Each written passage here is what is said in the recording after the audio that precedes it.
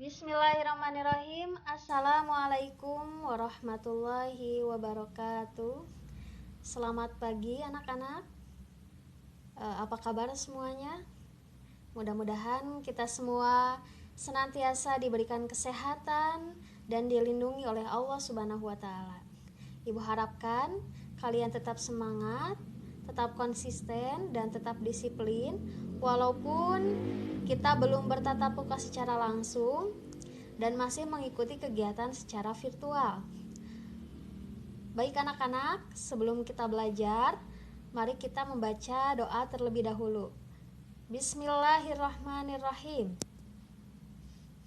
Allahumma inni as'aluka ilman nafi'an wa rizqan thayyiban wa amalan mutaqabbala. Baik anak-anak, pada pertemuan sebelumnya kita sudah membahas tentang iman kepada Allah yang berkaitan dengan Asmaul Husna. Iman kepada Allah ditunjukkan dengan melaksanakan perintahnya dan menjauhi larangannya. Melaksanakan perintahnya itu berkaitan dengan akhlak terpuji. Akhlak terpuji itu sangat banyak. Nah, di antaranya yang akan kita bahas pada bab 2 ini, yaitu akhlak terpuji jujur, kemudian yang kedua amanah, dan yang ketiga istiqomah. Apabila ada hal-hal yang tidak tercantum di dalam buku paket, boleh kalian catat di dalam buku tulis. Silahkan dibuka buku paketnya bab 2. Baik anak-anak, langsung saja kita mulai tentang jujur, amanah, dan istiqomah. Yang pertama, materi tentang jujur. Apakah kalian tahu apa pengertian dari jujur?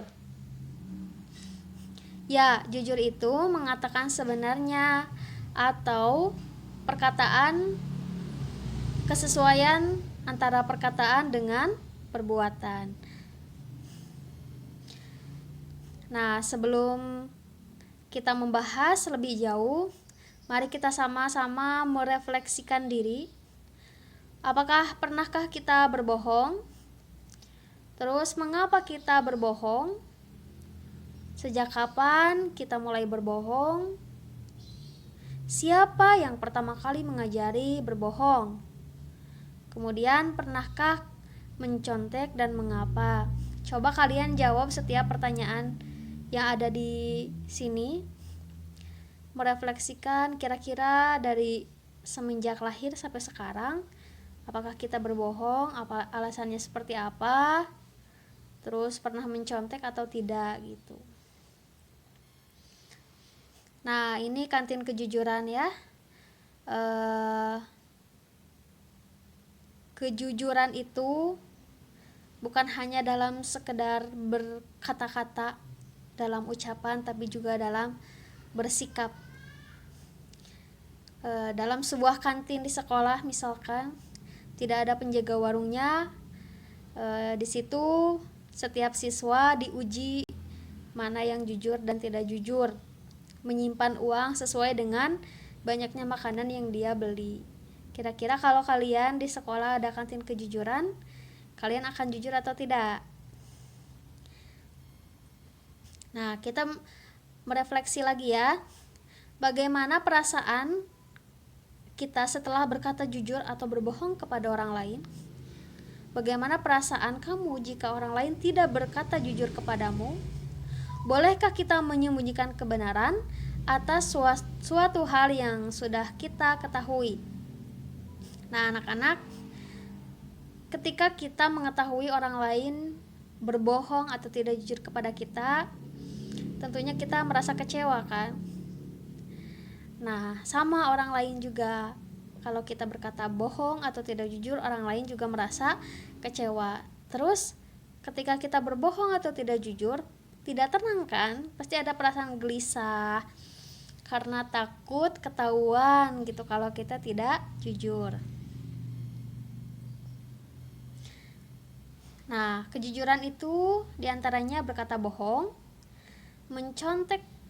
Jadi kalian melihat ke buku atau plagiarisme. Misalkan Bapak Ibu guru memberikan tugas kepada kalian, kalian tidak mencantumkan sumbernya dari mana dan mengaku-ngaku itu adalah dari kalian, padahal misalkan kalian mencarinya di Google gitu tanpa menyebutkan sumbernya. Kemudian berlaku curang misalkan dalam sebuah permainan, itu juga termasuk tidak jujur. Terus fitnah dan penipuan, dan ini terakhir korupsi, kolusi, dan nepotisme. Yang pertama, pengertian jujur. Jujur adalah kesesuaian sikap antara perkataan dan perbuatan yang sebenarnya. Ketika perkataan dan perkataan A, perbuatan juga A, harus sesuai.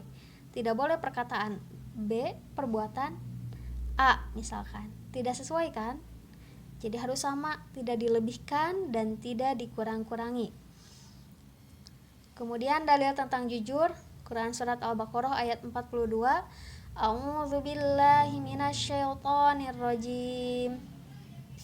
Bismillahirrahmanirrahim. Wala talbisul haqqa bil batili wa taktumul haqqa wa antum ta'lamun. Artinya, dan janganlah kamu campur adukan kebenaran dengan kebatilan, dan janganlah kamu sembunyikan kebenaran sedangkan kamu mengetahuinya. Kita tidak boleh mencampur adukan antara kebenaran dengan kebatilan, yang benar-benar, yang batil-batil. Contoh, misalkan mencuri uang untuk dibagikan ke anak yatim.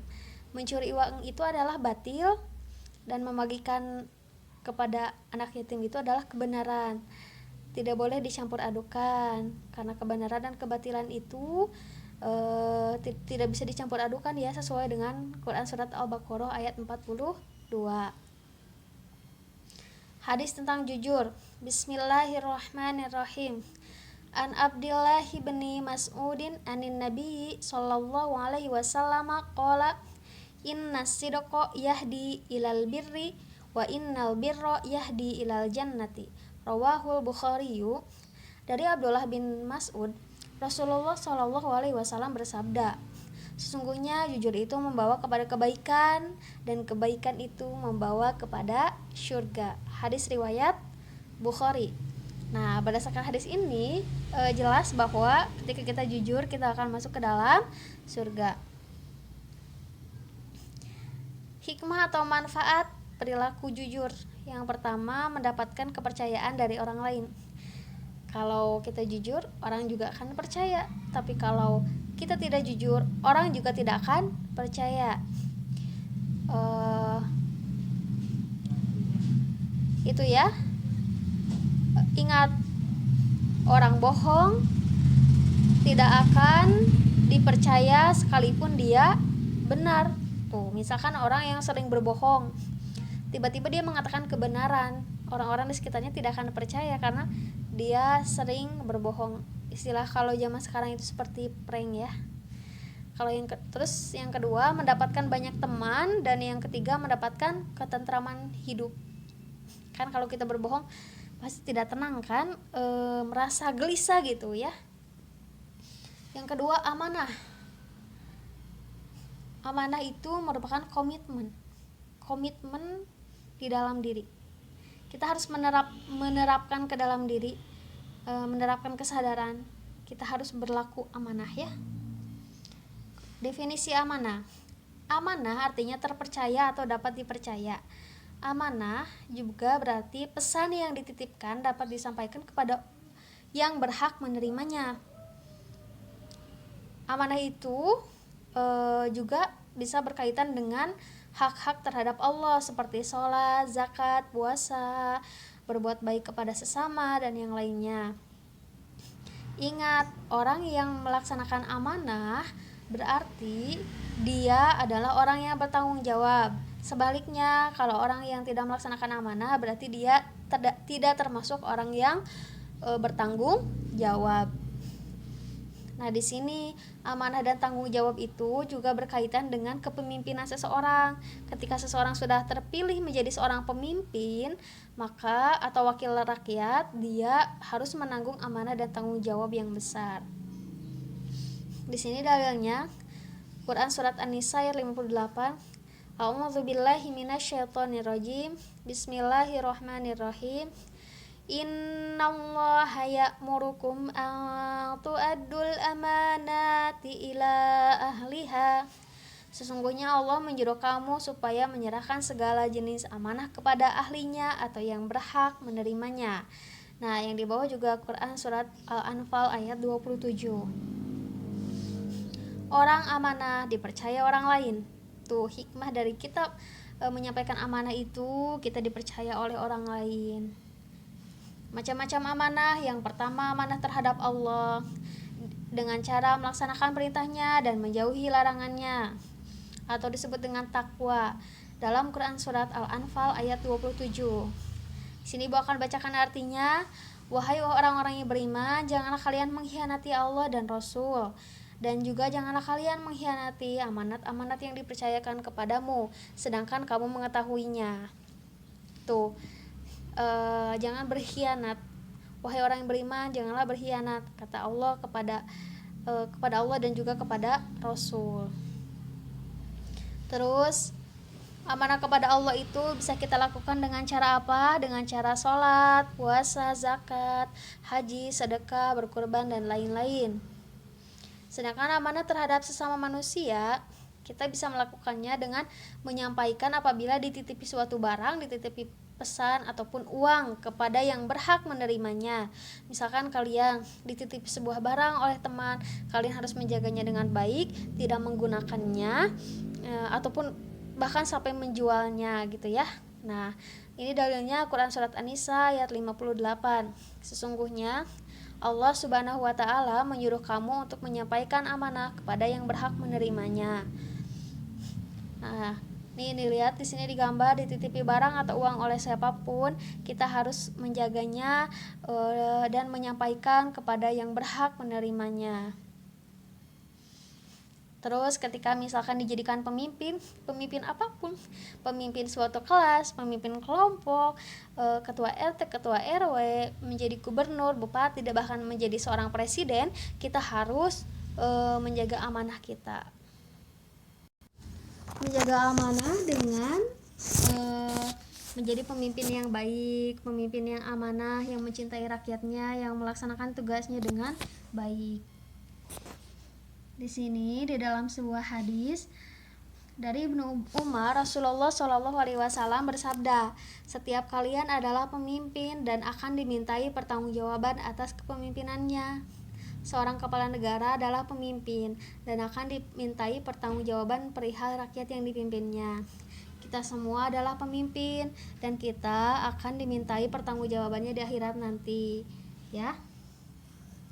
Nah, yang terakhir, amanah terhadap diri sendiri berkaitan dengan hadis sebelumnya. Setiap orang itu adalah pemimpin, bahkan diri kita pun adalah pemimpin untuk diri kita sendiri. Kita harus menggunakan segenap kemampuan kita demi menjaga kelangsungan hidup, kesejahteraan, dan kebahagiaan diri. Misalkan melaksanakan mandi, makan, kemudian olahraga gitu ya. Itu adalah salah satu amanah terhadap diri sendiri.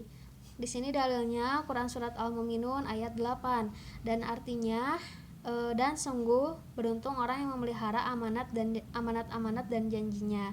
Jadi kalau kita melaksanakan amanah terhadap diri sendiri, menjaga diri kita dari makannya, minum, kemudian mandi, menjaga kebersihan. Nah, kita itu termasuk orang-orang yang beruntung. Hikmah perilaku amanah, yang pertama dipercaya orang lain, jadi hubungan sesama manusia juga baik. Kemudian yang kedua mendapatkan simpati dari semua pihak, baik kawan maupun lawan. Yang ketiga, hidupnya akan sukses dan dimudahkan oleh Allah Subhanahu wa taala. Nah, anak-anak, itu yang dapat Ibu sampaikan. Dan apabila ada hal-hal yang tidak kalian pahami, boleh kalian langsung tanyakan ke Ibu. Ibu harapkan jika di hari yang lalu atau hari kemarin kita pernah berbohong atau tidak jujur dan juga tidak amanah, mari kita sama-sama mulai hari ini meningkatkan kejujuran dan amanah kita baik terhadap Allah, terhadap sesama manusia dan terhadap diri sendiri. Terima kasih atas perhatiannya. Wassalamualaikum warahmatullahi wabarakatuh.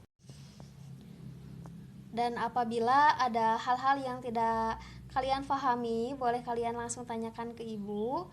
Ibu harapkan jika di hari yang lalu atau hari kemarin kita pernah berbohong atau tidak jujur dan juga tidak amanah, mari kita sama-sama mulai hari ini meningkatkan kejujuran dan amanah kita baik terhadap Allah, terhadap sesama manusia dan terhadap diri sendiri. Terima kasih atas perhatiannya. Wassalamualaikum warahmatullahi wabarakatuh.